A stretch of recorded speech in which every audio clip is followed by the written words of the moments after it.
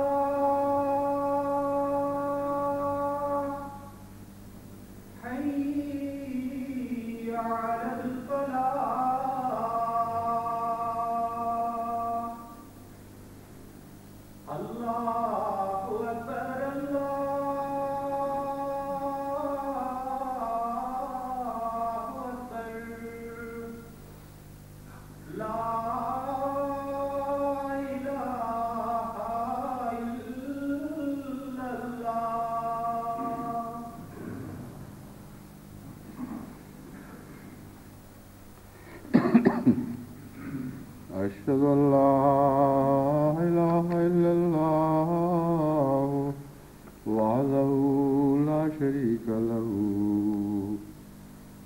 وأشهد أن محمدا عبده ورسوله. أما بعد فأعوذ بالله من الشيطان الرجيم. بسم الله الرحمن الرحيم. الحمد لله رب العالمين الرحمن الرحيم مالك يوم الدين. إياك نعبد وإياك نستعين. اهدنا الصراط المستقيم صراط الذين أنعمت عليهم غير المغضوب عليهم ولا الضالين.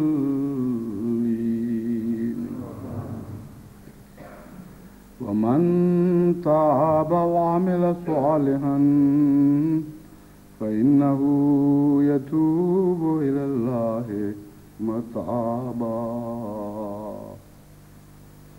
والذين لا يشهدون الزور وإذا مروا باللغو مروا كراما.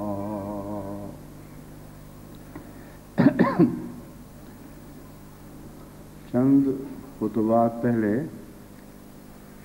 تبتل اللہ کا مضمون بیان ہو رہا تھا اور میں نے بیان کیا تھا کہ تبتل اللہ کا توحید سے بہت گہرا تعلق ہے.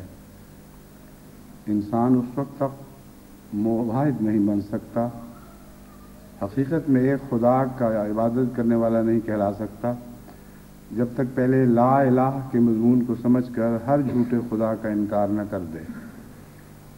پھر اس پر خدا کی وحدت کا رنگ جمتا ہے، اس کے بغیر محض فرضی طور پر انسان مواحد کہلاتا ہے، حقیقت میں توحید کی فلسفہ اور اس کی روح سے لابلد رہتا ہے۔ اس سلسلے میں چونکہ یہ ایسا مضمون ہے جس کا روزمرہ کی زندگی میں ہر انسان کا گہرا تعلق ہے، محض فلسفیانہ بیان کافی نہیں ہے، کیونکہ مختلف قسم کے انسان ہیں۔ ایک بات ایک ذہین اور تعلیم یافتہ انسان کو سمجھ آ جاتی ہے، ایک عام آدمی کو نہیں سمجھ آ سکتی۔ اس لیے جہاں تک معرف قرآن کا تعلق ہے، ان کا لطف اٹھانے کے لیے بھی کچھ مزاج کی پاکیزگی اور لطافت ہونی ضروری ہے، لیکن ان پر عمل کرنے کے لیے اور زیادہ گہری لطافت اور گہری سوچ کی ضرورت ہے، جسے عام طور پر عوام الناس نہیں سمجھ سکتے، یا ان کو اللہ تعالیٰ کی طرف سے وہ صلاحیتیں عطا نہیں ہوتی کہ ان باریک باتوں کو سمجھ سکیں۔ مگر قرآن کریم ایک ایسی کتاب ہے جو ہر چھوٹے بڑے کے لیے ہے۔ اس میں نہایت لطیف مضامین بھی ہیں جو نہایت اعلیٰ درجے کی سوچ اور فہم کا تقاضا کرتے ہیں، اور سادہ اور کھلے کھلے مضامین بھی ہیں۔ اسی لیے اس کتاب کو چھپی ہوئی کتاب بھی فرمایا گیا اور کھلی کھلی کتاب بھی فرمایا گیا۔ یہی حال حضرت اقدس محمد مصطفیٰ صلی اللہ علیہ وآلہ وسلم کی خوبیوں کا ہے کہ ایک عام بالکل سادہ ان پڑھ انسان دنیا کے کسی بھی خطے سے تعلق رکھتا ہو، وہ آپ کی خوبیوں سے اس حد تک آگاہ ہو جاتا ہے کہ بے اختیار اس کا دل آپ کی محبت میں اچھلنے لگتا ہے۔ لیکن یہ کہنا کہ میں نے حضرت محمد مصطفیٰ صلی اللہ علیہ وآلہ وسلم کے حسن کو پا لیا ہے اور پورے عرفان کے ساتھ میں آپ پر عاشق ہوا ہوں، یہ بہت بڑی بڑھ ہے، سوائے اس کے کہ اللہ کسی کو واقعتاً یہ چیز عطا فرمائے۔ حضرت اقدس مسیح موعود علیہ السلام نے جن آنکھوں سے حضور اکرم صلی اللہ علیہ وآلہ وسلم کو دیکھا، ان آنکھوں کو وہ نور عطا کیا گیا تھا جو حضور اکرم صلی اللہ علیہ وآلہ وسلم کے نور کی نہایت اعلیٰ پاکیزہ لطافتوں کو شناخت کر سکتا تھا۔ اس لیے قرآن کی طرح حضرت محمد رسول اللہ صلی اللہ علیہ وآلہ وسلم بھی ایک کھلی کھلی کتاب بھی ہیں اور ایک چھپی ہوئی کتاب بھی ہیں۔ بس جب توحید کا مضمون بیان ہو تو اس کے پیش در پیش باریک معارف کا بیان بھی ضروری ہے، اور ایسی کھلی باتیں بھی بتانی ضروری ہیں جو ہر سطح کے انسان کی سمجھ میں آ سکیں اور وہ اس کے مضمون سے ان مضامین سے استفادہ کر سکے۔ بس میں نے یہ آج کے لیے خطبے میں یہ موضوع چنا ہے کہ کون کون سی چیزیں ہیں جن سے تبتل اختیار کیا جاتا ہے، اور توحید کی طرف سفر کے لیے کن کن چیزوں کا چھوڑنا ضروری ہے۔ ان میں سے سب سے پہلے جھوٹ ہے۔ تمام برائیوں کی جڑ سب سے بڑا وہ گناہ جو قرآن کریم کے نزدیک شرک کا درجہ رکھتا ہے اور جسے نجاست قرار دیا گیا ہے، اور یہ ایسا گناہ ہے جو دنیا میں سب سے زیادہ پایا جاتا ہے اور یہ ایک ایسا گناہ ہے جس کو سچے بھی لا علمی میں اختیار کر جاتے ہیں، اور جس سے بچنے کے لیے بہت باریک در باریک نگاہ سے نیچے اترنا پڑتا ہے۔ بس اس مضمون کو سمجھانے کے لیے میں آج انشاءاللہ تعالی، اور اگر آج یہ مضمون ختم نہ ہوا تو اگلے خطبے میں اسی کو جاری رکھا جائے گا۔ قرآن کریم مومن کی شان یہ بیان فرماتا ہے، وَمَن تَابَ وَعَمِلَ صَالِحًا فَإِنَّهُ يَتُوبُ إِلَى اللَّهِ مَتَابًا۔ جو شخص بھی توبہ کرے اور نیک اعمال اختیار کرے، نیک عمل کرے، فَإِنَّهُ يَتُوبُ إِلَى اللَّهِ مَتَابًا، وہ توبہ کرتے ہوئے اللہ کی تعالیٰ کی طرف تیزی سے جھکتا ہے۔ یہ وہی مضمون ہے جو تبتل کا مضمون لیکن دوسرے لفظوں میں بیان ہوا۔ تبتل الی اللہ کا مطلب ہے اللہ کے غیر کو چھوڑو اور خدا کی طرف دوڑو، اور یتوب الی اللہ متابہ کا بھی بالکل وہی معنی ہے، सिर्फ दूसरे अल्फाज में मौका और महल के मुताबिक इनको इस मज़मून को बयान फरमाया गया। और इसकी तशरीह अगली आयत में है। अल्लाह की तरफ तौबा करते हुए तेजी से झुकना किसको कहते हैं? वल्लज़ीना ला यशहुदून ज़ूरा, ये उन लोगों को नसीब होता है जो झूठ को देखते भी नहीं। यशहुदून ज़ूरा का एक मतलब है झूठी गवाही नहीं देते, एक ये है उस पर निगाह तक नहीं डालते, इस कदर मकरूह समझते हैं कि उससे दूर भागते हैं। चुनांचे इसी मज़मून की तशरीह आगे है, वइज़ा मर्रू बिल्लग़्व मर्रू किरामा, झूठ की अदना किस्मों से भी परहेज करते हैं। लग़्व बातें झूठ की एक किस्म है, लेकिन बिल्कुल मामूली सी किस्म है। तो जब वो लग़्वियात की मजालिस को देखते हैं तो उसमें उनको कोई दिलचस्पी नजर नहीं आती। मर्रू किरामा, इज्जत के साथ अपना दामन बचाते हुए वहां से गुजर जाते हैं। ये वो लोग हैं जो सच्ची तौबा करने वाले हैं और जो अल्लाह की तरफ दौड़ते हैं। बस झूठ से बचना अव्वलियत रखता है, तबत्तुल इसके बगैर मुमकिन ही नहीं है। हर दूसरी चीज़ को खुदा की खातिर आप कुर्बान कर दें और झूठ से दामन न बचाएं तो बारीक इस्तिलाह में ये आप मुशरिक ही रहेंगे और वो ला इलाहा की पहली मंजिल ही तय नहीं होगी, जिसके बाद इल्लल्लाह का इस बात होता है। इस ज़मन में झूठ की बहुत सी ज़रूरतें, बहुत सी किस्में हैं। उनसे मुतल्लिक मैं मुख्तसरन आपके सामने एक एक पहलू बयान करूंगा। एक ऐसा इंसान है जिसे रोज़मर्रा आदतन झूठ की आदत होती है, यानी रोज़मर्रा की ज़िंदगी में झूठ उसकी आदत बन जाता है और उसे ख्याल भी नहीं आता कि मैं झूठ बोल रहा हूं। सच शाज़ के तौर पर उसके मुंह से निकलता है और आम बातों में बेहुदा सराई और झूठ बोलना एक रोज़मर्रा का ज़िंदगी का मशगला बन जाता है। ये ऐसा शख्स है जो गफलत की हालत में ज़िंदगी गुजारता है, उसे झूठ से निकालना सबसे मुश्किल काम है। जिन बुरी चीज़ों की आदत पड़ जाए अपनी निगाह उनसे गाफिल हो जाती है। यहाँ तक कि बीमारियाँ भी जो मुज़मिन हो जाएं, बीमारियाँ होने के बावजूद इंसानी जिस्म उनसे गाफिल हो जाता है।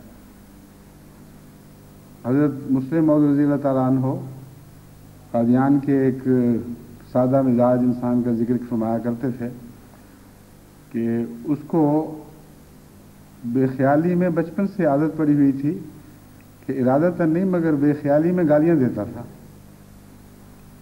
एक दफ़ा हज़रत खलीफतुल मसीह अव्वल रज़ी अल्लाह तआला अन्हु ने उसे अपने पास बुलाया और कहा, देखो मैं तुम्हें नसीहत करता हूँ, मुझे इत्तला मिली है कि तुम गालियां बहुत देते हो, तो तुम्हारी वैसे नेक इंसान हो, अपनी ज़ुबान भी साफ करो। तो उसने बहुत गालियां दी उस झूठे को जिसने ये झूठ उसकी तरफ मंसूब किया था। उसने कहा वो बदबख्त, वो बदनसीब, वो ये और वो फलां और फलां, बड़ा झूठ बोलता है जो कहता है मैं गालियां देता हूं। आपको किसी खबीस ने झूठी इत्तला दी है। हज़रत खलीफा मुझसे अव्वल समझ गया, उन्होंने कहा ठीक है तुम्हारा कोई कसूर नहीं, तुम इस चीज से बाला हो। तो बाद आते हैं ऐसी कब्जा कर जाती हैं कि अपनी नज़र से, अपने इंसान की अपनी नज़र से ओझल हो जाती हैं। जो नातों को पालने वाला है जिसके अंदर जन्म ले रही होती है। तो झूठ जब ये सूरत इख्तियार कर जाए तो सबसे खौफनाक बीमारी है जिससे किसी को निकालना बहुत मुश्किल है।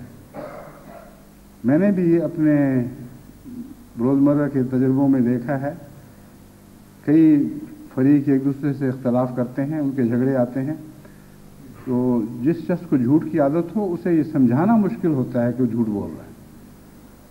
और बाद आदि झूठे इतने हैं कि अगर उनको कहा जाए कि झूठ बोलते हो तो वो मुश्तइल हो जाते हैं, कहते हैं और जो कुछ कहो मुझे झूठा ना कहना आइंदा से, ये मैं बर्दाश्त नहीं कर सकता।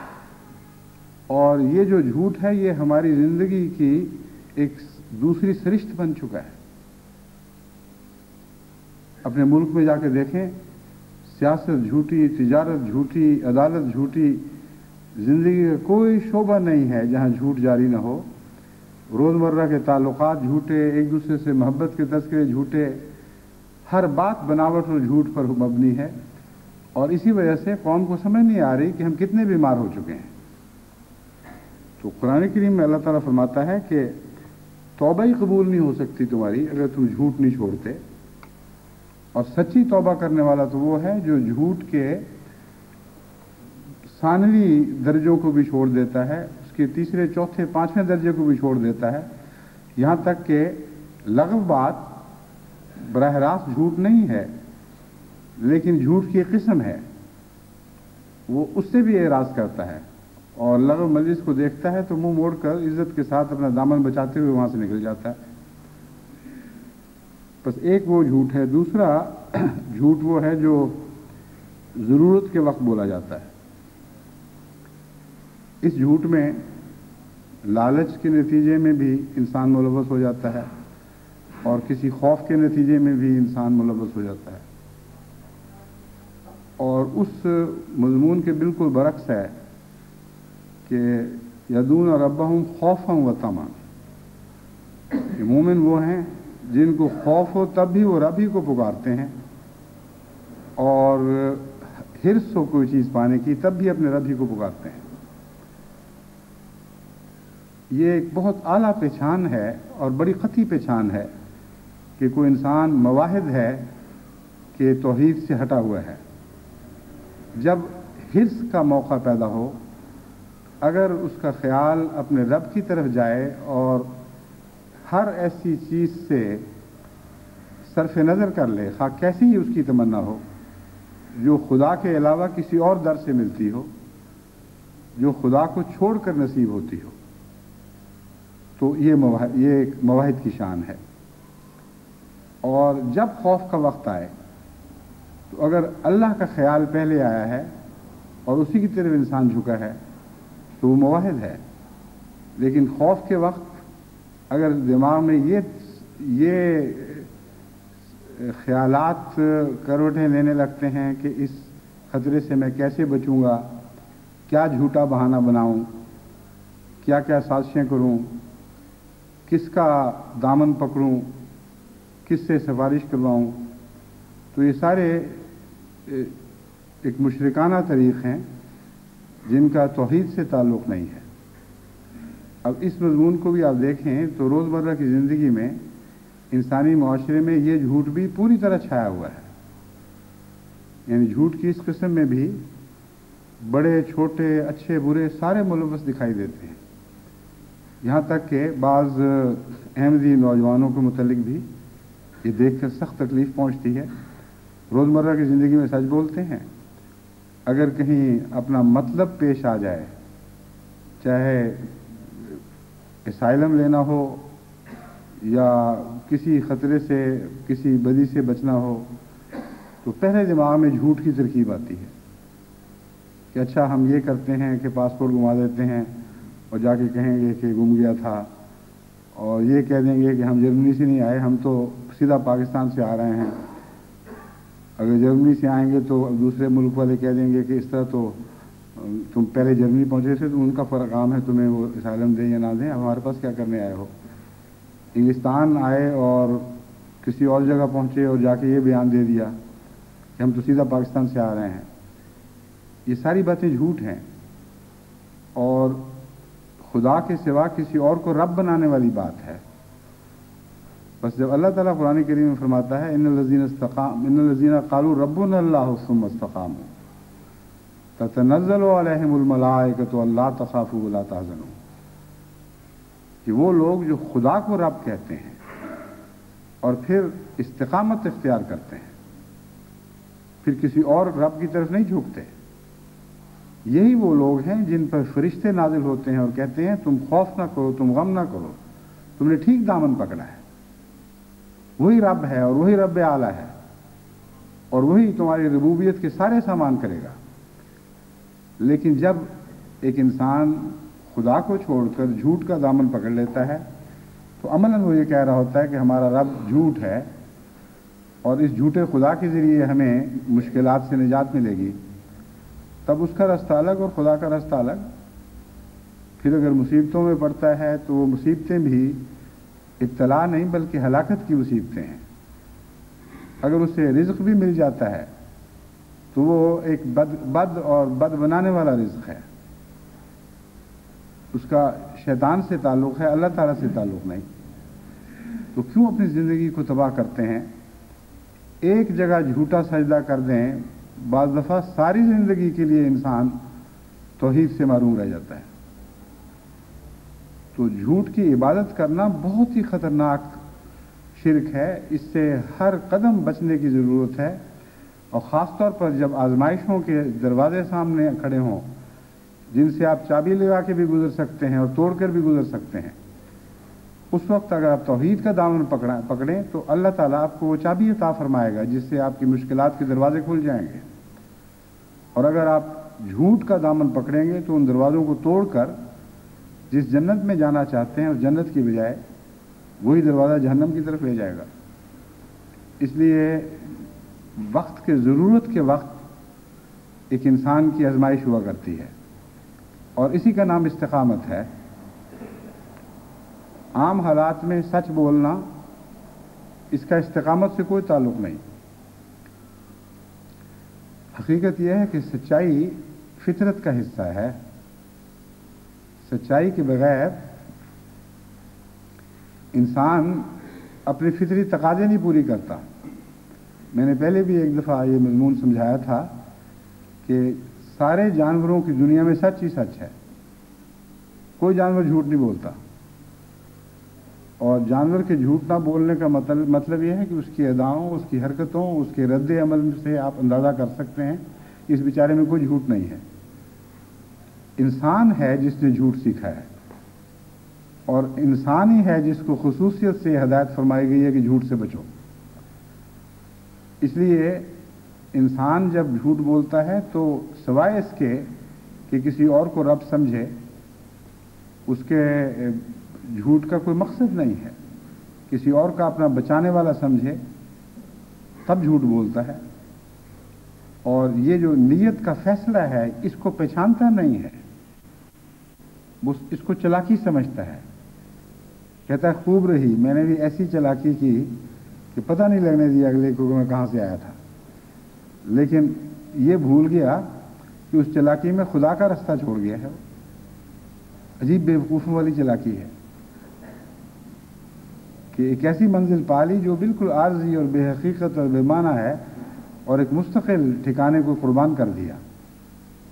बस हर वो इब्तिला जिसमें इंसान के सच की आजमाइश हो, उसमें सच पर साबित कदम रहना और उस पर कायम हो जाना, हाँ कुछ भी हो, इसका नाम तौहीद है और तबत्तुल की ये किस्म है।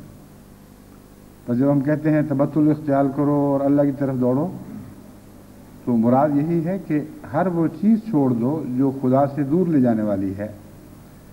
तो मज़मून कुरान करीम ने कितना सादा और साफ बयान फरमा दिया है, इसमें कोई बारीक दर बारीक फ़लसफ़े नहीं हैं। मन ताबा व अमिल सालिहन, जो भी चाहता है कि तौबा करे, जो भी तौबा करता है और नेक अमाल इख्तियार करता है, फ़इन्नहु यतूबु इलल्लाहि मताबा, बस उसके लिए सिवाय इसके चारा नहीं है कि अल्लाह की तरफ झुके और उसकी तरफ तमाम तर झुक जाए।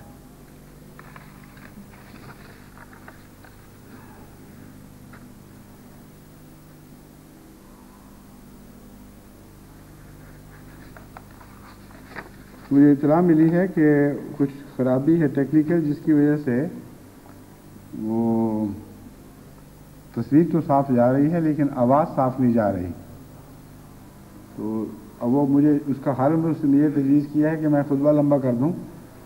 खुतबा लंबा भी कर दूं तो पहले 15 मिनट कहाँ जाएंगे, वो तो बहरहाल हो चुके, वो मसला तो हल नहीं होगा। और मैं इसलिए खुतबा लंबा कर दूं कि पहले 15 मिनट आवाज़ नहीं गई है, तो बिल्कुल लग़व बात है। जो मज़मून है वो ही बयान करूँगा और जितना मुनासिब है एक खुतबे में उतना ही बयान करूँगा।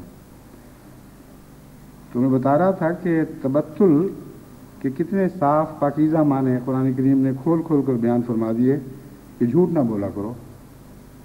तौबा करनी है तो झूठ के साथ गुजारा नहीं हो सकता, और झूठ की अदना अदना चीज़ों को भी तर्क कर दो।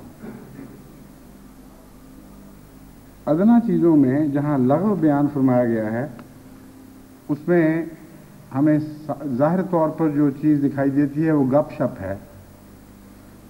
आम तौर पर लोग समझते हैं कि गप मार दी जाए तो झूठ नहीं है, और लग़व मजालिस में गप्पें खूब चलती हैं। बाज़ दफ़ा लोग एक दूसरे से बढ़कर मुकाबले करते हैं गप्पे मारने के, क्योंकि उसके नतीजे में वो हर दिल अजीज़ बनते हैं अपनी तरफ से। बाज़ दफ़ा एक वाक़या सुनाते हैं, उस वाक़ये में मज़ा कोई नहीं, तो समझते हैं कि मज़ा पैदा करने के लिए कुछ न कुछ अपनी तरफ से नमक मिर्च लगाना ज़रूरी है। ये ज़ाती मनफियत के लिए नहीं है, और इंसान समझता है कि ये तो कोई ऐसा झूठ नहीं है, ये तो मजलिस का दिल लगाने की खातिर मैंने किया। लेकिन अगर बारीक नज़र से देखें तो इसमें ज़ाती मनफियत ही कार फरमा होती है।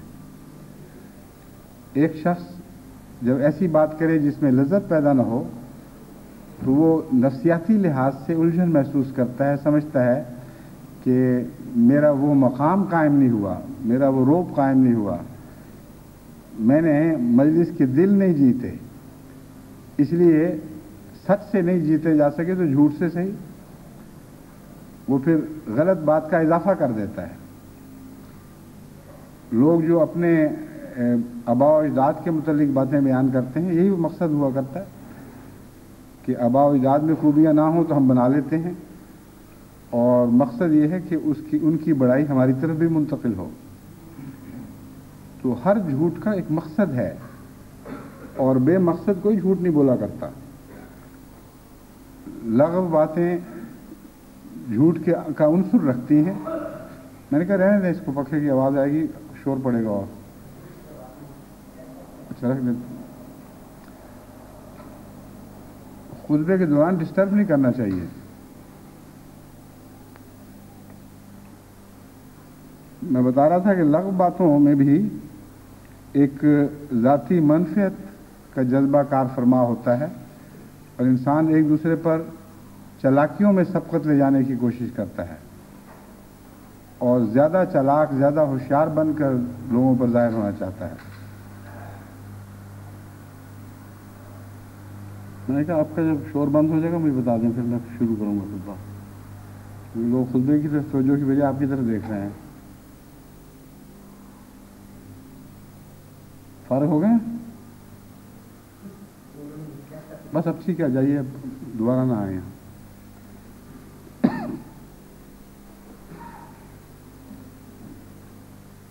झूठ की एक किस्म है बहाने बनाना, और ये भी रोज़मर्रा की ज़िंदगी में मिलती है, और बसा औक़ात इंसान को जो सच बोलने वाला भी हो उसको भी महसूस नहीं होता कि मेरा पहला रद्द-ए-अमल है क्या। एक शख्स किसी ऐसी हरकत में पकड़ा जाता है जिससे उसको खजालत होती है, शर्मिंदगी होती है, और फौरी तौर पर उसका नफ्स उसके सामने एक उज़र घड़ के पेश कर देता है कि ये कह दो, इस तरह इसकी तौजीह करो। एक गलती हो गई, मामूली सी गलती है, कोई सज़ा भी उसकी नहीं मिलनी, लेकिन इंसान का नफ्स इतना अपनी इज्जत का तहफ़्फ़ुज़ करता है कि झूठे बहाने के ज़रिए भी तहफ़्फ़ुज़ हासिल हो तो वो ज़रूर देगा। चुनांचे एक गलती हुई और फ़ौरन दिल ने बहाना कर लिया। इतना बहाना जू है इंसान का नफ्स कि अगर आप रोज़मर्रा की बातों में गौर करें कि किस मौके पर आपने क्या बात क्यों कही थी, तो आप हैरान हो जाएंगे कि लाइल्मी में आप झूठे बहाने बनाते रहें। कामों के दौरान, इंतज़ामिया मामलात में मैंने बसा औक़ात देखा है, किसी से पूछा जाए कि मियाँ ये काम यूं क्यों हो गया है, तो पहला रद्द-ए-अमल उसका बहाना बनाने का होता है। बहुत कम ऐसे साफ गो हैं जिनको क़तन इस बात की परवाह नहीं होती कि मेरी गलती मेरी तरफ मंसूब होगी और इससे बचने का मेरे पास कोई ज़रिया नहीं। उसके बावजूद वो खुलकर साफ कहते हैं कि हाँ ये हमारी गलती है। मगर रोज़मर्रा की ज़िंदगी में इंसान बहाने बहुत बनाता है और बहाना बनाना फिर रफ्ता रफ्ता उछल कर खुले खुले झूठों में तब्दील हो जाता है। ज़रूरत के वक्त जो झूठ बोलने वाले लोग हैं वो सब बहानाजू होते हैं। कोई ऐसा शख्स ज़रूरत के वक्त झूठ नहीं बोलता जिसको बहाने बनाने की आदत ना हो। वो शख्स जो बहानों से पाक है उसके लिए झूठ की जड़ें ही नहीं हैं। तो झूठ की जड़ें हुआ करती हैं इंसानी फितरत में, जो आमतौर पर दिखाई नहीं देती। जो झूठ बाहर दिखाई देता है उसकी अंदर भी ज़रूर जड़ें हैं। उन जड़ों को तलाश करें तो फिर आपको बाहर के झूठ से बचने के ज़राए मुयस्सर आ सकते हैं। चुनांचे इस मसले पर गौर करते हुए मेरी नज़र बच्चों तक पहुंची और मुझे अंदाज़ा हुआ कि क्यों बाद माँ बाप आइंदा के लिए झूठी नस्लें पीछे छोड़ जाते हैं। हालांकि वो सच की तलकीन करने वाले लोग हैं और मिजाज के सख्त भी हुआ करते हैं, गलतियां बर्दाश्त भी नहीं करते, उसके बावजूद उनके बच्चे झूठे बन जाते हैं। तो ऐसे बाज़ बच्चों के हालात पर, ऐसे ख़ानदानों पर नज़र रखकर मुझे ये मालूम हुआ कि हकीकत ये है कि बच्चों पर नाजायज़ सख्ती झूठ पैदा करती है। अगर एक बच्चे को रोज़मर्रा की आदत हो, पता हो कि मुझसे प्लेट टूट जाएगी तो जूतियाँ पड़ेंगी, मुझसे फ़लाँ चीज़ गलत हुई तो गालियाँ पड़ेंगी या मार पड़ेगी, मुझे ज़लील और रुस्वा किया जाएगा, वो हर वक्त दिल में बहाने ढूंढता रहता है। ज़रा उसकी तरफ आँख उठा के देखें, हैं तुमने क्या किया, वो फ़ौरन कोई बहाना बना देगा। बस बज़ाहिर माँ बाप सच्चे हैं, बज़ाहिर माँ बाप गलतियों की सरजनिश करने वाले हैं और वो समझते हैं कि इसके नतीजे में हम बहुत ही नेक और पाक औलाद पैदा कर रहे हैं, लेकिन ये कोशिश अमलन झूठी औलाद पैदा करने पर मुंतज हो जाती है। जिस किस्म की उम्र है उस किस्म का सलूक होना चाहिए। अगर छोटी उम्र में आपको इतनी सख्तियां करने का हक है, अगर अल्लाह ताला आपको शरीयत का मुकल्लफ बना देता तो कौन है आप में से जो अजाब से बच सकता। तभी हुज़ूर सल्लल्लाहु अलैहि वसल्लम ने 7 साल की उम्र तक बच्चे को नमाज पढ़ने के लिए हिदायत देने की भी हिदायत नहीं फरमाई। तो मैं 7 साल का हो जाए, फिर प्यार और मोहब्बत से उसको समझाओ और शामिल हो जाए तो हो जाए, ना शामिल हो तो ना हो। 10 साल तक उसे ये सलूक करो, यहाँ तक कि नमाज का ताल्लुक उसके दिल में रासिख हो जाए, तब फिर उस पर कुछ थोड़ी बहुत सख्ती शुरू करो। और 12 साल के बाद जब वो बुलूगत को पहुँचता है, उसके बाद उसका मामला और खुदा का मामला तुम बीच से हट जाओ। इस नसीहत में गहरी हिकमतें हैं। वो लोग जो बच्चों से छोटी बातों पर सख्ती करते हैं, हालांकि नमाज का तर्क सबसे बड़ी बात है, इस पर भी हुज़ूर सल्लल्लाहु अलैहि वसल्लम ने बहुत ही महदूद उम्र के ज़माने में महदूद पैमाने में सब पर सख्ती की हिदायत फरमाई है। ऐसे लोग, ऐसे बाप हों या माएँ, वो अपने बच्चों को तबाह कर देते हैं। और बाज़ ऐसे नौजवान मैंने देखे हैं, नौजवान क्या बड़ी बड़ी उम्र के भी, उनके बचपन की सारी तस्वीर उनके इस रुझान से नज़र आ जाती है। कोई बात पूछे क्यों जी ये क्या हुआ, एकदम तबीयत में उनके खौफ पैदा होता है और फौरन बहाना बनाने की तरफ तवज्जो पैदा होती है। उससे उन बेचारों के दर्दनाक बचपन का मंजर सामने आ जाता है। क्या बेचारों पे गुजरी होगी अपने घरों में, किस तरह छोटी छोटी बातों पे माँ बाप ने लान तान की होगी, यहाँ तक कि आदत पड़ गई है झूठ बोलने की। बस पहले बहाने बनते हैं फिर झूठ, और बहाने इंसान की नज़र से बाज़ दफ़ा ऐसे मख्फी रहते हैं कि उसको पता नहीं लगता कि ये बहाने कब झूठ के बच्चे पैदा कर देंगे। जिस तरह अंधेरों में बाज़ दफ़ा सूंडियाँ पलती हैं और वो फिर कुछ अर्सा परवरिश पाने के बाद फिर वो तितलियों में भी तब्दील हो जाया करती हैं। तितलियाँ तो पर के साथ उड़ती हैं, मगर झूठ की सूंडियाँ बेपर के उड़ती हैं और सारी सोसाइटी में नफरतें और गंदगियाँ फैला देती हैं। तो ये हो ही नहीं सकता कि आप झूठे हों और खुदा से ताल्लुक़ कायम हो जाए। झूठे का झूठ से ताल्लुक़ कायम होगा। اسی لیے جھوٹوں کی خوابوں کا بھی اعتبار نہیں ہوتا. جب کوئی خواب سناتا ہے تو میری ہمیشہ اس بات پر نظر ہوتی ہے کہ اس کا اپنا مزاج کیسا ہے. اگر وہ سچا اور صاف آدمی ہے تو اس کی خواب کو میں بہت عظمت دیتا ہوں. خواب و سادہ سی خواب ہو لیکن اس میں بسا اوقات بڑے گہرے پیغام مل جاتے ہیں. مگر جس کی روزمرہ کی زندگی کی عادت جھوٹ بولنا، لغویات میں زندگی بسر کرنا ہے، اس کو خواب بھی آئے گی تو امنیہ ہے نفس کی، اس کا خدا تعالیٰ سے شاذ کے طور پر تعلق ہوتا ہے. یہ نہیں کہا جا سکتا کہ کسی جھوٹے کو سچی خواب نہیں آ سکتی، لیکن شاذ کے طور پر ہوتا ہے. اکثر جھوٹے کو جھوٹی خوابیں آتی ہیں اور اکثر سچوں کو سچی خوابیں آتی ہیں. تو اس لیے تعلق باللہ کے لیے جھوٹ سے تبتل اختیار کرنا ضروری ہے، تب اللہ تعالیٰ سے تعلق قائم ہوگا. کچھ جھوٹ ایسے ہیں جو ایک اپنے ذاتی دفاع کے لیے نہیں بلکہ منفعتوں کے لیے بولے جاتے ہیں.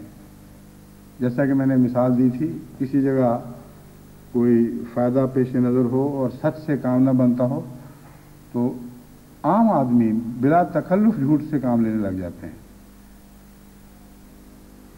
یہ جو قسم ہے جھوٹ کی، یہ بعض دفعہ بہت دور تک انسانی زندگی میں تلخیاں گھول دیتی ہے، خاص طور پر جب بیاہ شادی کا معاملہ ہو. چنانچہ قرآن کریم نے بیاہ شادی کے موقع پر، یعنی نکاح کے موقع پر پڑھی جانے والی آیات میں قول سدید اختیار کرنے کی ہدایت فرمائی ہے. قول سدید کا مطلب یہ نہیں کہ جھوٹ نہ سچ بولو. قول سدید کا مطلب ہے سچ ایسا بولو کہ اس سے کسی غلط فہمی کا کوئی امکان نہ رہے. بعض دفعہ انسان سچ بولتا ہے لیکن سچ کے باوجود بھی غلط فہمی پیدا ہو جاتی ہے. بعض چیزوں کے متعلق بعض باتوں کو چھپا لیتا ہے اور ان کا ذکر ہی نہیں کرتا. لیکن جو قول سدید ہے اس کا تقاضا یہ ہے کہ ہر اس چیز کا ذکر کرو جس کا ذکر کرنا ضروری ہے تاکہ کوئی غلط تاثر نہ پیدا ہو. میں نے اکثر دیکھا ہے بیاہ شادی کے جھگڑوں میں قول سدید کی کمی سب سے زیادہ نقصان پہنچاتی ہے. اور اس کے بعد پھر وہ لوگ ہیں جو سراسر جھوٹ سے کام لیتے ہیں. ان کے جو بیاہ شادی کے معاملات ہیں وہ تو شروع سے ہی شیطانی تعلقات سے پیدا ہونے والے ہیں اور ان سے کسی خیر کی توقع ہی نہیں کی جا سکتی. بعض مائیں ہیں اپنے بیٹے کے لیے رشتہ ڈھونڈنے نکلتی ہیں، وہ دو کوڑی کمانے والا نہ ہو، اس کے متعلق ایسی جھوٹی باتیں بتاتی ہیں کہ وہ فلاں جگہ 10,000 روپے لے رہا ہے اور یہ عزت ہے اور یہ خاندان ہے. بعض دفعہ ایک لڑکے کی بات کرتی ہیں اور دوسرے لڑکے کی شادی کر دیتی ہیں. بعض دفعہ ایک لڑکی کی بات ہو رہی ہے اور دوسری لڑکی کی شادی ہو رہی ہے. جھوٹ، مکر، فریب، غلاظتیں ایسا ذلیل معاشرہ پیدا کرتی ہیں کہ اس کی طرف دیکھنے سے کراہت آتی ہے. اور پھر اس کے باوجود یہ وہ لوگ ہیں، ان میں بہت کم سے ہی لیکن ہیں، جو احمدی کہلانے میں فخر محسوس کر رہے ہوتے ہیں اور ایک دوسرے سے مکر اور فریب اور دجل کے ذریعے تعلقات قائم کر کے پھر جب ان کی توقعات پورا نہیں اترتی تو تانے دیتے ہوئے یہ بھی کہہ دیتے ہیں کہ یہ جی احمدی ہیں، دیکھ لو. مجھے بھی تانے دیتے ہیں کہ فلاں جگہ ہم نے شادی کی احمدی سمجھ کر اور ایسا نکلا. بعض دفعہ مجھے ان کو بتانا پڑتا ہے کہ آپ جھوٹ بول رہے ہیں، آپ نے ہرگز احمدی سمجھ کر شادی نہیں کی تھی، احمدی سمجھ کر نیک خیال کرتے ہوئے نہیں کی. مجھے پتا ہے کہ آپ نے فلاں لالچ میں کی اور فلاں لالچ میں کی اور فلاں لالچ میں کی. اب وہ لالچ الٹی پڑ گئی ہے تو اپنے آپ کو کوسنے کی بجائے آپ احمدیت کو کوسنے لگ گئے اور سمجھتے ہیں کہ مجھ پر ذمہ داری ڈال دیں کہ اب میں آپ کی غلطیوں کا خمیازہ خود بھگتوں یا جماعت بھگتے، آپ کو کسی طرح اس مصیبت سے نجات ملے. تو بیاہ شادی کے جھگڑے جب مجھ سے پہنچتے ہیں تو ان کا جب بھی باریک نظر سے تجزیہ کیا جائے، الا ماشاء اللہ ضرور اس میں جھوٹ کی گندگی ملی ہوئی ہوتی ہے یا قول سدید سے انحراف تو ضرور ہوتا ہے۔ قول سدید کا تقاضا یہ ہے کہ اگر ایک لڑکا بیمار ہے، اس کی بیماری نظر نہیں آ رہی، تو یہ کافی نہیں ہے کہ انہوں نے پوچھا نہیں اس لیے ہم نے بتایا نہیں۔ قول سدید کا تقاضا یہ ہے کہ پوچھے یا نہ پوچھے، جس کی بیٹی لینے جا رہے ہو اس کو بتاؤ کہ اس بیٹے میں یہ نقص ہے۔ اور اسی طرح قول سدید کا تقاضا ہے کہ بیٹی میں مخفی نقص ہیں تو ان کو خاوند پر یا اس کے ہونے والے خاوند پر یا اس کے رشتہ داروں پر کھول کر بات وضاحت کر دی جائے کہ یہ اس میں نقائص ہیں، اب اس کو دیکھ لیں، اس کے باوجود قبول کرتے ہیں تو ٹھیک ہے۔ جو لوگ قول سدید سے کام لیں ان کی شادیاں خدا کے فضل سے ہمیشہ کامیاب رہتی ہیں۔ اور بعض ایسے آدمیوں کو، جوڑوں کو میں جانتا ہوں جن پر ایک دوسرے کے عیوب خوب کھول دیے گئے تھے، اس کے باوجود انہوں نے قبول کیا ہے، اور خدا کے فضل سے نہایت ہی اعلیٰ درجے کا جوڑ پیدا ہوا اور نہایت پاکیزہ ماحول پیدا ہوا۔ یہاں تک کہ ہمارے یہاں مغرب کے معاشرے میں بعض بچیاں ایسی ہیں بیچاری کہ وہ کئی قسم کی گندگیوں میں مبتلا ہو جاتی ہیں۔ باہر سے آنے والے کسی نے شادی کی خواہش کی تو ان کی طرف سے بتا دیا گیا کہ یہ کمزوریاں ہم سے ہو چکی ہیں، آگے تمہاری مرضی ہے، شادی کرنی ہے تو کرو۔ چنانچہ بعض لوگوں نے مجھ سے پوچھا، ان سے میں نے کہا کہ جب اللہ تعالیٰ فرماتا ہے کہ جیسے کہ رسول اللہ صلی اللہ علیہ وسلم نے خبر دی، التائب من الذنب کمن لا ذنب لہ، کہ جو گناہوں سے توبہ کر لیتا ہے وہ ایسا ہی ہے اس کا کوئی گناہ نہیں۔ تو ایک طرف تم اس قرآن کے حسن، اسلام کے حسن کو دنیا کے سامنے پیش کرتے ہو، دوسری طرف ایک ایسا ہی شخص بڑی صاف گوئی کے ساتھ اور سچائی کے ساتھ اپنی سابقہ زندگی تمہیں اس لیے بتا رہا ہے صرف کہ تمہیں دھوکہ نہ ہو، اور پھر تم منہ بنا کر دوسری طرف چل پڑو گے تو یہ تو جائز بات نہیں۔ چنانچہ بعض احمدی لڑکوں کے متعلق میرے دل میں بڑی عزت ہے، انہوں نے اس بات کو سنا، میں نے کہا یہ فیصلہ کرو کہ نیک ہے کہ نہیں یہ بچی، اب جو ہو چکا، اور تمہیں اس سے تعلق قائم کرتے ہوئے انقباض تو نہیں ہوگا کوئی، تو اس کے حقوق تو ادا کر سکو گے کہ نہیں کر سکو گے، اس کے بعد بے شک فیض شادی کرو۔ چنانچہ اللہ کے فضل سے وہ شادیاں ہوئیں اور بہت ہی کامیاب اور بہت ہی پاکیزہ معاشرہ پیدا ہوا ہے۔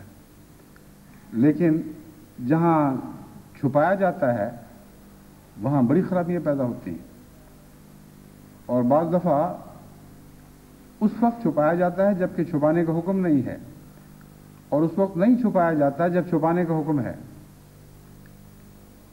سچ کا یہ مطلب نہیں ہے کہ ہر جگہ اپنی برائیوں کو آپ خود اچھالتے پھریں، یہ بھی گناہ ہے، مگر قول سدید کے تعلق میں جہاں سودے ہو رہے ہوں، جہاں رشتے طے ہو رہے ہوں، وہاں ضرور آپ پر فرض عائد ہو جاتا ہے کہ اس کمزوری کو ضرور ظاہر کریں جس کمزوری کے علم کے بعد ایک شخص فیصلہ کر سکتا ہے کہ اس نے آپ سے سودا کرنا کہ نہیں کرنا۔ اسی لیے حضرت اقدس محمد رسول اللہ صلی اللہ علیہ وآلہ وسلم نے ایسے شخص پر بھی لعنت ڈالی جو گندم کی ڈھیری کے اوپر خشک گندم رکھ دیتا ہو، اندر سے گیلی ہو۔ چنانچہ عربوں میں دستور تھا کہ وہ گہرا ہاتھ ڈال کر دیکھا کرتے تھے کہ جیسے دانے باہر ہیں ویسے اندر بھی ہیں کہ نہیں۔ اور پنجاب میں تو اب بھی عام رواج ہے، چاولوں کی ڈھیری ہو یا گندم کی، جو سمجھدار لوگ ہیں بیوپاری، وہ بعض جگہوں سے گہرا سوراخ کر کے یا کوئی پیمانہ اندر پھینک کے اندر کا دانہ نکال کر دیکھتے ہیں۔ تو جہاں سودے ہوں وہاں آن حضرت صلی اللہ علیہ وآلہ وسلم کی نصیحت یہ ہے کہ خود اپنے اندر کے دانے نکال کے دکھاؤ، اور یہ بات معیوب نہیں بلکہ آپ پر فرض ہے۔ لیکن عام حالات میں اگر انسان ان باتوں کو ظاہر کرے جن پر خدا تعالیٰ نے پردہ پوشی فرمائی ہو، اور ایسے لوگوں پر ظاہر کرے جن پر ظاہر کرنا اس کے لیے فرض نہیں ہے، تو یہ نیکی نہیں بلکہ گناہ بن جاتا ہے۔ اتنا حسین امتزاج ہے مختلف توازن کا، مختلف پہلوؤں کا، کہ اسلام کی تعلیم میں بہت ہی حسین توازن پیدا ہو جاتا ہے.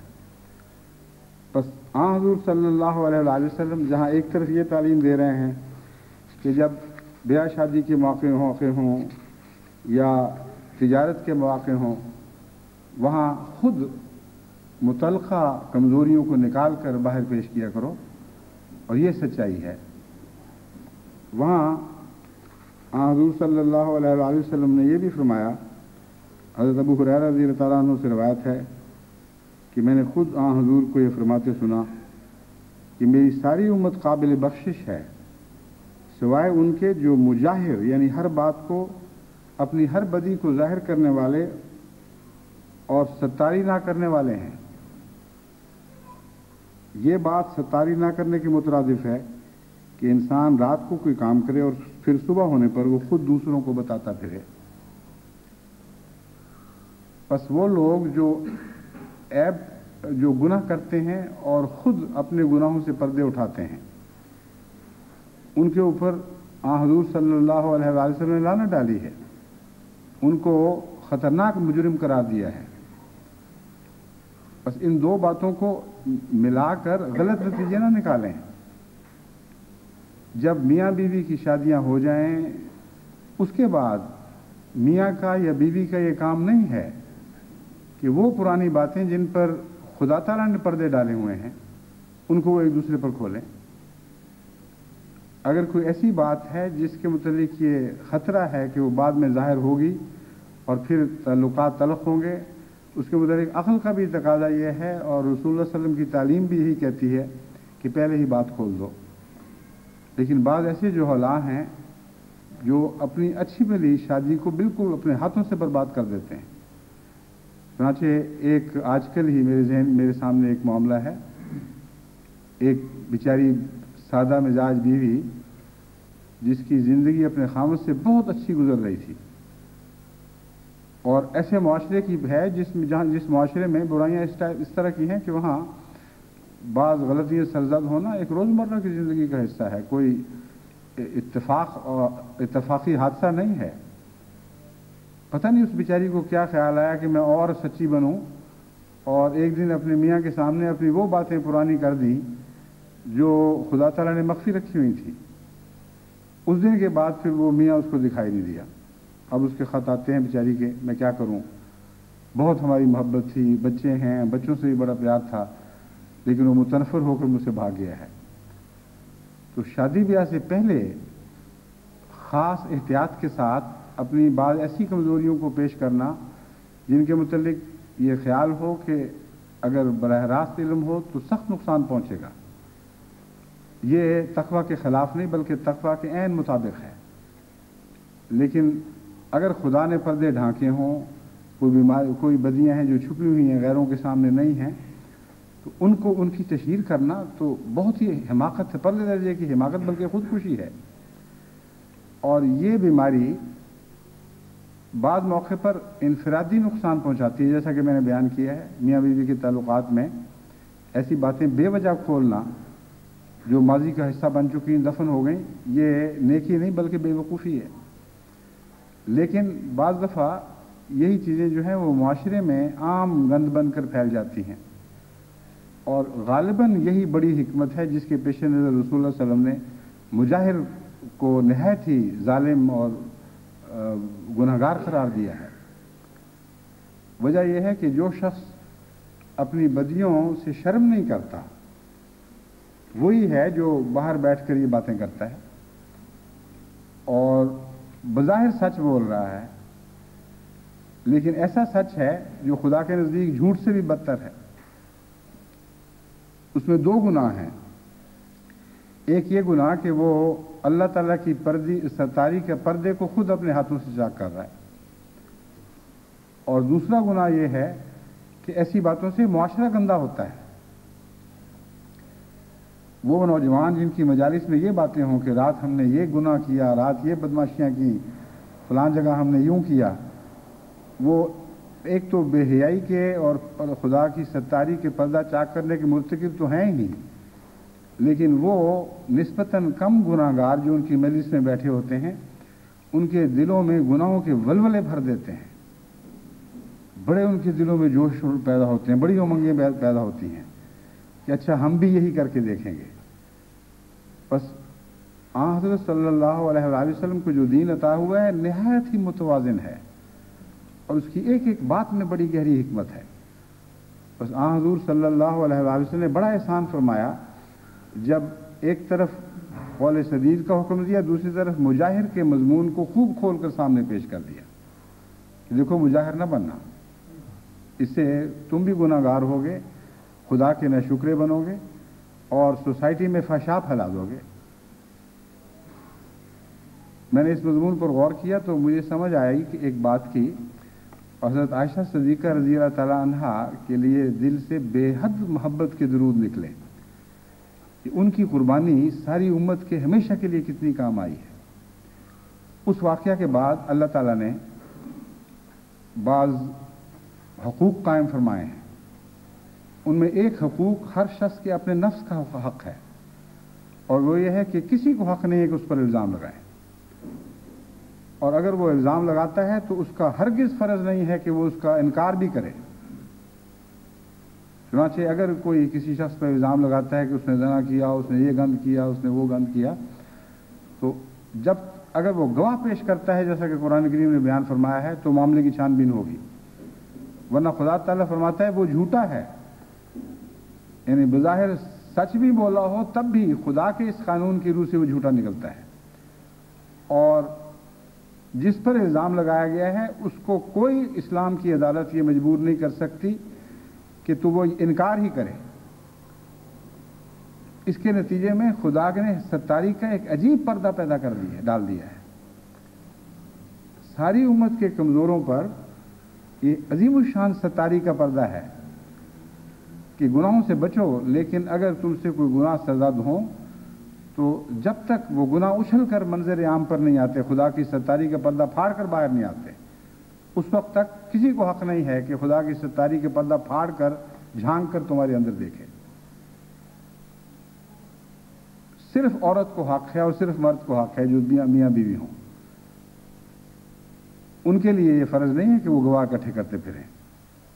ان کو خدا نے حق دیا ہے، اگر عورت مرد کو گناہ گار سمجھتی ہے تو لیان کر سکتی ہے، یعنی 4 دفعہ وہ قسمیں کھا کر یہ کہہ سکتی ہے کہ میرا خاوند اس گند میں ملوث ہے، اور اگر وہ 4 دفعہ قسمیں کھا کر انکار نہیں کرتا تو اس پر جرم کی سزا عائد ہو جائے گی۔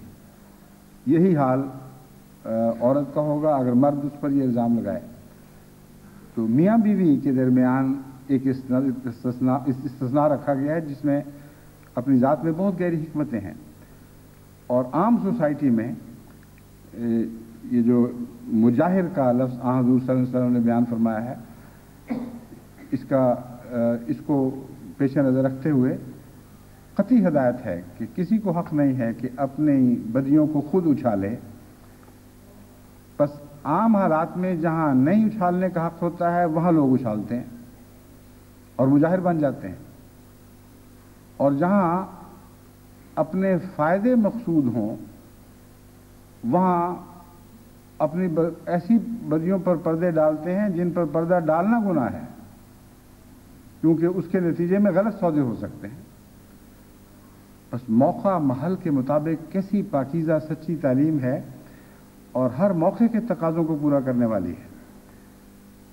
تو جھوٹ سے پرہیز لازم ہے، لیکن جھوٹ کی اس تعریف کو پیش نظر رکھیں جو قرآن کریم کے نزدیک جھوٹ ہے، وہی جھوٹ کہلائے گا، اور جس باریکی سے قرآن کریم نے جھوٹ کی وضاحت فرمائی ہے، مختلف حالات میں جھوٹ کی تعریف فرمائی ہے، اس کو پیش نظر رکھتے ہوئے جھوٹ سے کلیتاً پرہیز کرنا توحید کامل سے تعلق جوڑنے کی اہلیت عطا کرتا ہے۔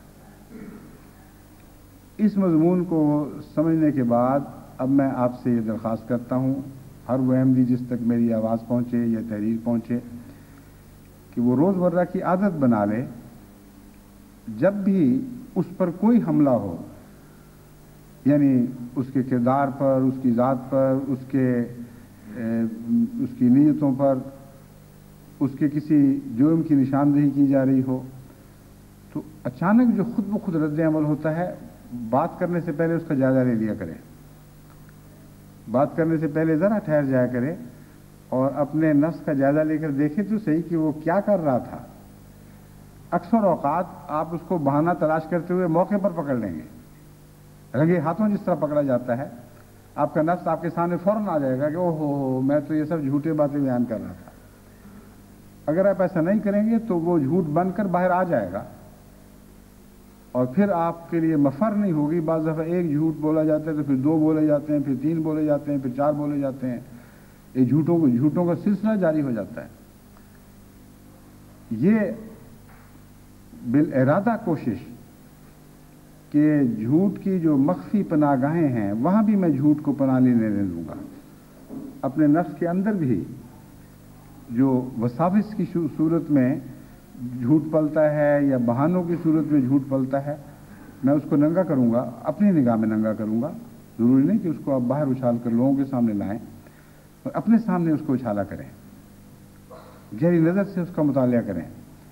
तो फिर आप वो सफ़र इख्तियार शुरू कर देंगे जो तौहीद की तरफ सफ़र है, जो तबत्तुल का सफ़र है। और इस ज़िमन में कुछ और अहादीस नबवियाँ हैं, कुछ हज़रत मसीह मौऊद अलैहिस्सलाम के इक़्तिबासात हैं। मैं इंशाअल्लाह ताला वो अगले जुमा में पेश करूँगा, क्योंकि मज़मून ऐसा है जिसका बहुत ही गहरा इंसानी सोसाइटी से ताल्लुक़ है। ये वो बुत है जो इंसान अगर तोड़े भी तो फिर नए बना लेता है। ये वो बुत है जिन ऐसे बुत हैं झूठ के कि हर इंसान के अंदर इनके कारखाने लगे हुए हैं। रोज की जिंदगी में जरूर इंसान ऐसे हालात से गुजरता है जबकि वो अपने नफ्स पे झांके तो उसको पकड़ा जाएगा कि वो झूठ के बुत तराश रहा था। आम ताल्लुकात के मामले में किसी को देखा तो कह दिया मैं आप ही की तरफ जा रहा था, मुझे आपका ही ख्याल आ रहा था। छोटी छोटी बातें हैं। मेहमान नवाजी के तकाजे पूरे हो रहे हैं तो गलत बात पेश करके अपना अच्छा असर जमाने की कोशिश करना। दिल कह रहा हो कि ये तो मुसीबत बना हुआ है और ज़ुबान कह रही हो कि शौक़ से आप नोश फरमाएं, आप ही की चीज़ है। ये रोज़मर्रा के झूठ हैं। मैं आपको ये समझा रहा हूं कि आम घरों में, आम जहनों में, आम रोज़मर्रा के हालात में झूठ पलते हैं और ये बुत घड़े जाते हैं और दिखाई नहीं दे रहे होते। एक दफ़ा कहते हैं एक दावत के मौके पर गुलाब जामुन किसी के यहाँ बहुत अच्छे बने हुए थे, तो किसी औरत ने कहा बहुत अच्छे गुलाब जामुन हैं, मैंने 6 खाए हैं, बहुत मज़ेदार थे। तो मेज़बान ने कहा और खाएं शौक़ से। खाए तो आपने 12 हैं मगर गिनता कौन है? वो दोनों झूठ बोल रहे थे। उसका शौक़ से खाना कहना ही झूठ है, क्योंकि जो गिन रहा है कि मेरे 12 गुलाब जामुन खा लिए, उसका तो दिल हर गुलाब जामुन पे कुड़ रहा था। और जिसने तारीफ करते हुए अपने ज़्यादा खाने पर पर्दा डाला उसने भी झूठ बोला। और ये एक लतीफ़ा है, लेकिन लतीफ़ा दोनों तरफ झूठ के गंध रखता है और हमारी रोज़मर्रा की ज़िंदगी में आम बातें हैं। इसकी इतनी मिसालें हैं कि अगर उसकी मिसालें बयान करनी शुरू की जाएं तो एक दिन के रोज़मर्रा के हालात जो इंसान पर घंटों की बहस हो सकती है। मगर मैंने मिसाल दी है आपको, बहुत बारीक और लतीफ़ झूठ के बहाने आपके दिल घड़ता रहता है और इब्तदाई हालत में ये दिखाई नहीं देते, मगर एक दफ़ा बन जाएं तो परवरिश पाते हैं और परवरिश पाकर फिर बाहर भी निकलते हैं और बड़ी भयानक शक्ल में बाहर निकलते हैं। तो अल्लाह ताला हमारे मुआशरे को झूठ से कुल्लियतन पाक कर दे, क्योंकि झूठ के बगैर, झूठ को छोड़े बगैर ना हम मुवाहिद बन सकते हैं, ना दुनिया को तौहीद का अता कर सकते हैं। और जैसा कि मैंने बयान किया है, आज दुनिया की निजात सिर्फ और सिर्फ तौहीद से वाबस्ता है। और हज़रत मसीह मौऊद अलैहिस्सलाम को जिन अल्फाज में खुदा ताला ने फरमाया, उन्हीं अल्फाज में मैं आपकी रूहानी औलाद को मुखातिब करते हुए कहता हूँ, खुज़ित तौहीद तौहीद या अब्ना अल फारिस, ए मसीह मऊद के रूहानी अब्नाए फारस, तौहीद को मजबूती से पकड़ लो, तौहीद को मजबूती से पकड़ लो, क्योंकि इसी में सब दुनिया की और इसी में हमारी निजात है।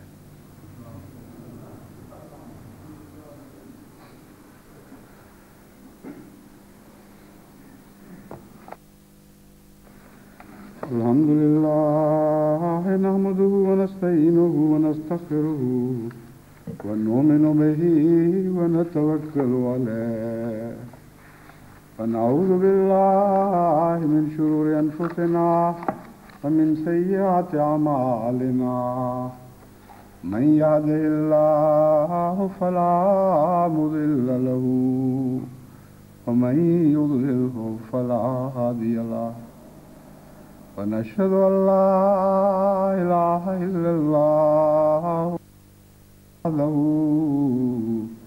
لا شريك له ونشهد أن محمدا